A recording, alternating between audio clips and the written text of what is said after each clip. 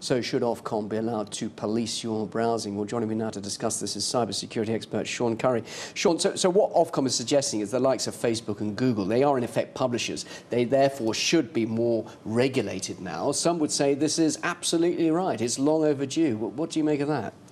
It's interesting now that the term publishers is being bandied around.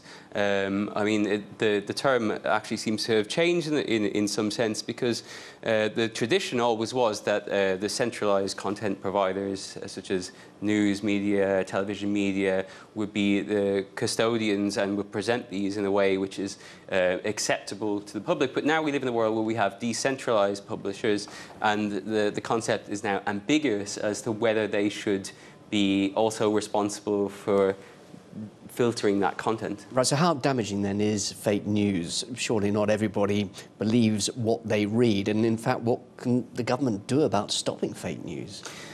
This is a problem which really takes root in all aspects of the sort of chain of content.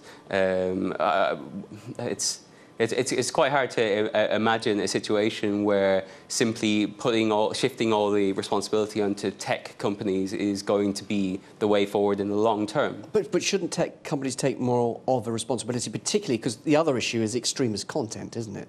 And that's surely easily identifiable and can be stopped, rather than used as somewhat more of a vague area? Absolutely. I mean, there should, of course, be involved tech companies who are in a unique position to be able to help filter this out and protect people who are vulnerable to this kind of content.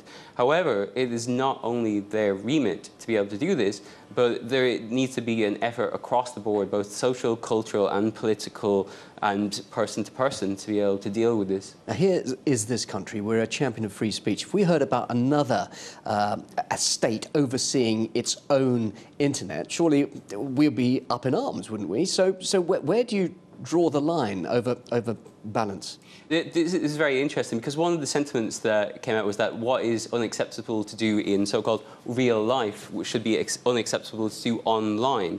And this predisposes the notion that we can apply our own values to the internet as a whole, which is unbounded by nationality. And of course, internet is global, isn't it? So Indeed. Should there be more of a global effort?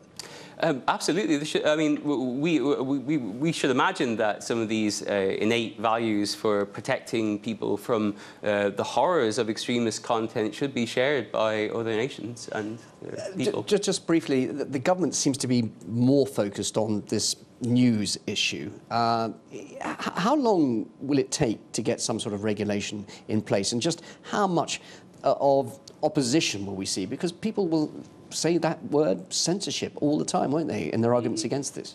It's very interesting, the situation that seems to have arisen, where the government has, in some ways, strong-armed the tech companies into acting in this ethical, moral manner. But of course, people in those companies probably also want to help filter this content.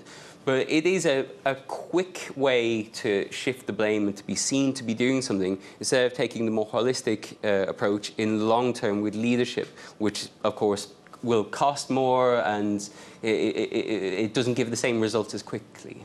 Sean, thank you. Thanks very much indeed for joining us. Sean Curry.